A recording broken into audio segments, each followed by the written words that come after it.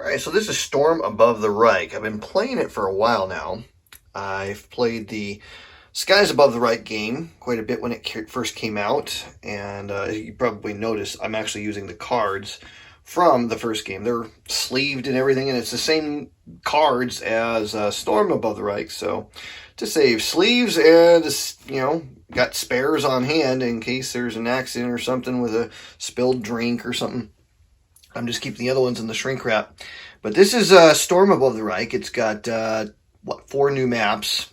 So it might throw off a new player. I mean, if you open it up and you got maps 5, 6, 7, and 8, maybe wondering where's maps 1 through 4. Well, they came with Skies Above the Reich. It's an intimidating looking game. I mean, it's a hefty rule book that it's coming with. I mean, you got, 60-some pages of rules here. There's an advanced rule book that's not as thick. It's about half the thickness, but still 36 pages. It's substantial feeling. But here's the thing. You can actually open this rule book up when you get the game, follow the getting started information, and you can actually play this game right out of the box without having to read this whole document. I would recommend reading the front page so you get a sense of what's going on, what the game is attempting to do. Then follow the getting started procedures, get the different blocks stickered properly, bearing in mind that you don't put any stickers on the blue blocks. And you're ready to go. You can jump right into the game.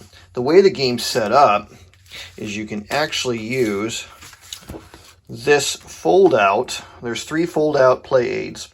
It's not a huge chart intensive game, but you follow the instructions here, and it'll tell you, as you read the different parts of the instructions, it'll tell you what page in the rulebook. If it's a dark blue box, you go to a page in the rulebook. If it references a light blue box with a letter in it, that's a code for one of the play aids. So this will tell you to look at play aid I. And so you'll flip around. Where's play aid? Oh, there it is, play aid I. So just following those codes really causes you to go through the game pretty easy. This game is very, very approachable.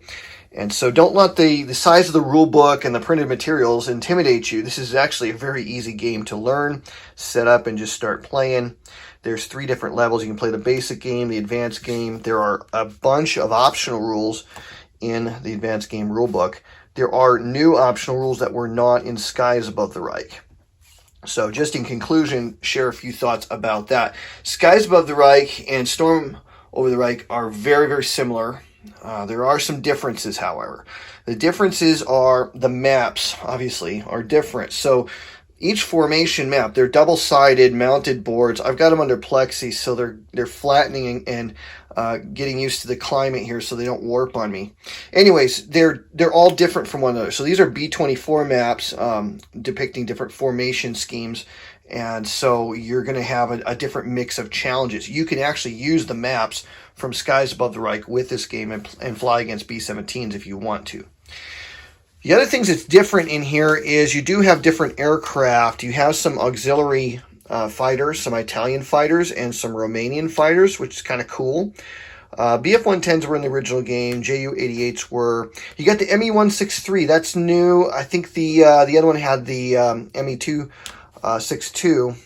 And I don't remember what the other auxiliaries were in the earlier game. So you have some new auxiliaries.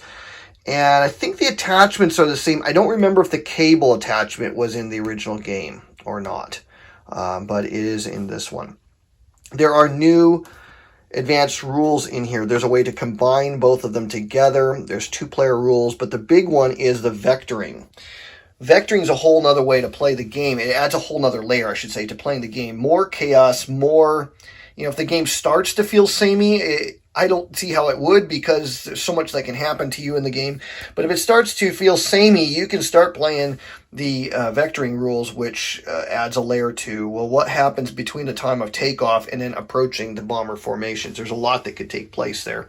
And so vectoring adds another map. It's the same size as this map that sits along the board that you'll play that out on. How do I like to play the game? Oh, and there's a few other little ones. The YB-41 is kind of a cool one. There's one of the bombers could turn into something else other than a normal B-24. It could be a B-24 that's more sophisticated at shooting down aircraft.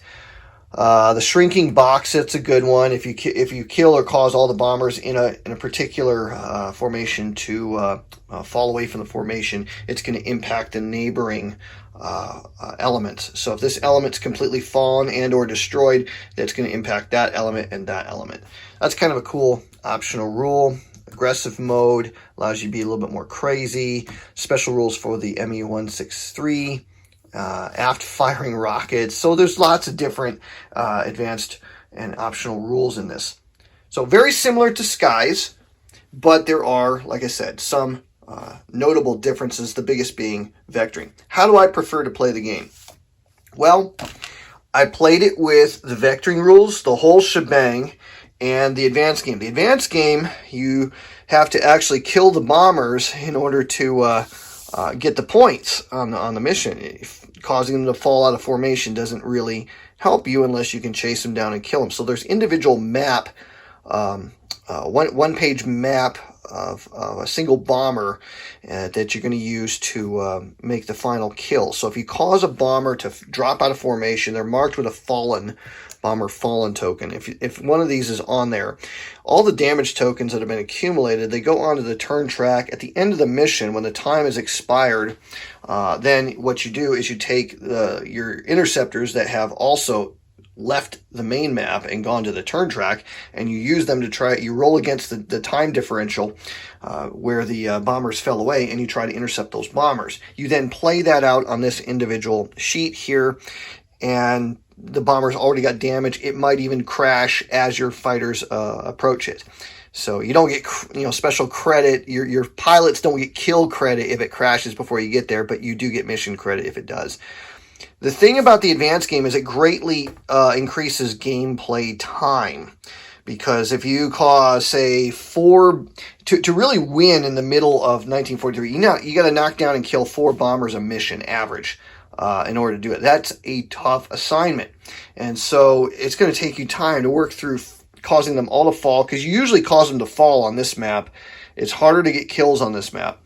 Then you got to come over here and do this, and you got to allocate what fighter's going to go after what bombers. It's much harder to win. It takes longer to play.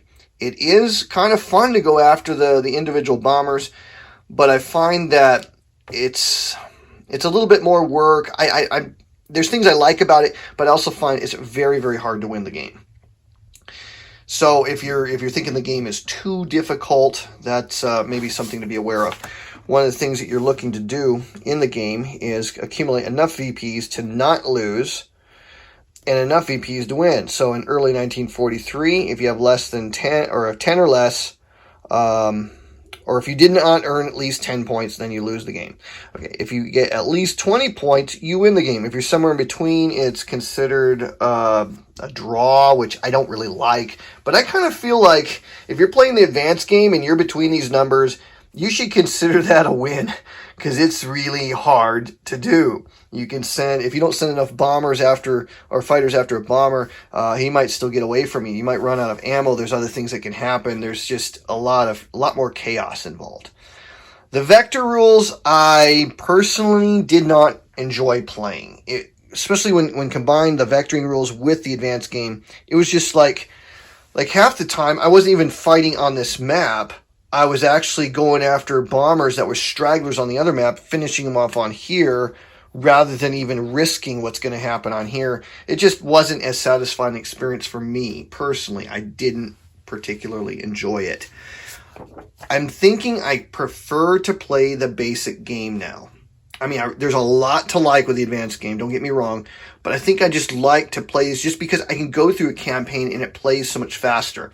The missions play so much faster, and you're getting the same kind of experience, but you're going to get credit for you're just trying to kill and cause bombers to drop out of formation. So it simplifies some of the decision making. Whether that's more realistic in terms of simulation versus the advanced game is a matter for debate. I really can't say. But that's just my initial thoughts here on Storm Above the Reich. I'm going to do some other videos and maybe show a little bit about how a mission plays out, so you get a sense of the gameplay, and then you'll see what I mean when I say I like the basic game.